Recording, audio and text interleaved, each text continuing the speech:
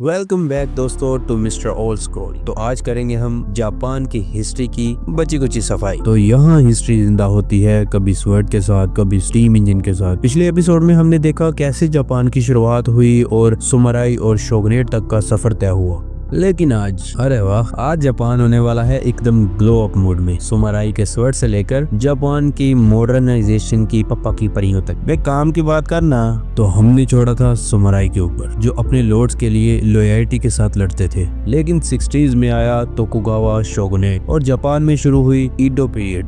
250 साल का शांति का जमाना। सुनने में मस्त लग रहा है ना, लेकिन सुमराई के लिए ये थोड़ा बोरिंग था, क्योंकि जब लड़ाई ही नहीं तो काम क्या, स्वर्ड के इस्तेमाल ही बंद। जैसे कि गेमर के लिए इंटरनेट चला जाए, बस वही हाल था इनका भी। अब बात करते हैं सोकोकु पॉलिसी की, जिसको हम लॉकडाउन पॉलिसी भी कहते हैं। सोकोकु मतलब क्लोज्ड कंट्री। ईडो पीरियड के दौरान जापान ने दुनिया के लिए अपने दरवाजे बंद कर दिए। कोई यूरोपियन अंदर नहीं, सिर्फ थोड़ा बहुत डॉइच समझते हो ना, जर्मन और चाइनीज ट्रेड अलाउड था नागासाकी पोर्ट पे। बाकी दुनिया इंडस्ट्रियल रिवोल्यूशन कर रही थी और जापान अभी भी सुशी और हाइकी बनाने में बिजी था। पीसफुल लाइफ थी पर प्रोग्रेस स्लो थी। क्या यार, इतने में थक गया, आगे सुनना। फिर 1853 में 1853 में एक धमाका हुआ। इमेजिन करो तुम घर पे चिल कर रहे हो और अचानक नॉक नॉक ऑन। मैं अमेरिका कोमोडोरे मैथ्यू पेरी अपनी ब्लैक शिप के साथ आया और बोला, जापान ओपन द डोर, या फिर बूम। जापान के लिए ये एक शौक था। उनको समझ आ गया कि दुनिया उनसे बहुत आगे निकल चुकी है। स्टीम शिप्स, गन्स, मशीन्स, सब कुछ। जापान बोला, बॉस बस अब हम भी अपग्रेड करते हैं। उस दिन जापान को समझ आ गया कि अगर दुनिया के सामने खड़े होना है तो इल्म की पावर बहुत जरूरी है। फिर 1868 में जापान का सबसे बड़ा टर्निंग पॉइंट आया, मीजी रिस्टोरेशन। शोगनेट सिस्टम खत्म और एम्पायर मीजी ने कंट्रोल कर लिया। सुमराई का जमाना ऑफिशियली ओवर और जापान ने स्टार्ट किया अपना मॉडर्नाइजेशन अपडेट, मीजी वेरिएंट 2.0। फिर बड़ी तादाद में स्टूडेंट्स यूरोप और अमेरिका भेजे गए, रेलवेज और फैक्ट्रीज इंपोर्ट किए गए और सुमराई से कहा गया, भाई अब स्वर्ड्स नहीं, स्वीट पहनो, इसी का जमाना है। बस फिर क्या था, जापान फुल स्पीड पे चल पड़ा। Within few decades Japan बन गया एक modern industrial nation. Railroads, navy, telegraph, सब कुछ अपग्रेड। फिर जापान ने अपनी पावर टेस्ट की। बस फिर क्या था, 1894 में सीनो जापानीज वार में चाइना को भी हराया और भाई 1904 में रशिया जापानीज वार में रशिया के भी घोड़े लगाए। ये पहली बार था जब एक एशियन कंट्री ने यूरोपियन पावर को डिफीट किया। दुनिया शौक थी, Japan was now a world power.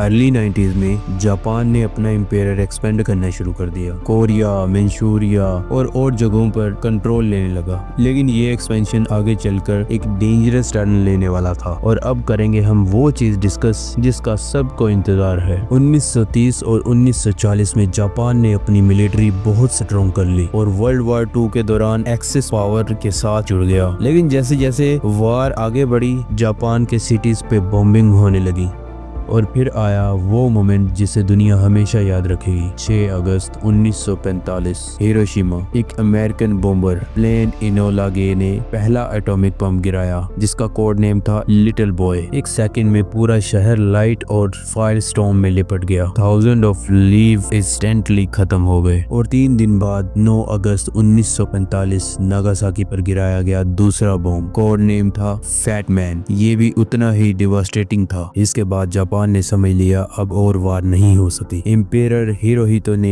Radio पे आके अनाउंस किया कि जापान सरेंडर कर रहा है और इसी के साथ वर्ल्ड वॉर 2 ऑफिशियली एंड हो गया। तो दोस्तों, ये था जापान का सफर, सुमराई स्वर्ड से लेकर एटॉमिक बॉम्ब तक। एक ऐसी स्टोरी जो हमें बताती है कि प्रोग्रेस और पावर दोनों के साथ रिस्पॉन्सिबिलिटी भी आती है। आज भी हिरोशिमा और नागासाकी में लोग पीस के लिए दुआ करते हैं। वहाँ लिखा है, rest in peace for the error shall not be repeated। तो दोस्तों, सीखो हिस्ट्री से ताकि कल बेहतर लिख सको। लाइक और सब्सक्राइब करना मत भूलिएगा। तो देखते रहिए मिस्टर ओल्ड स्क्रॉल।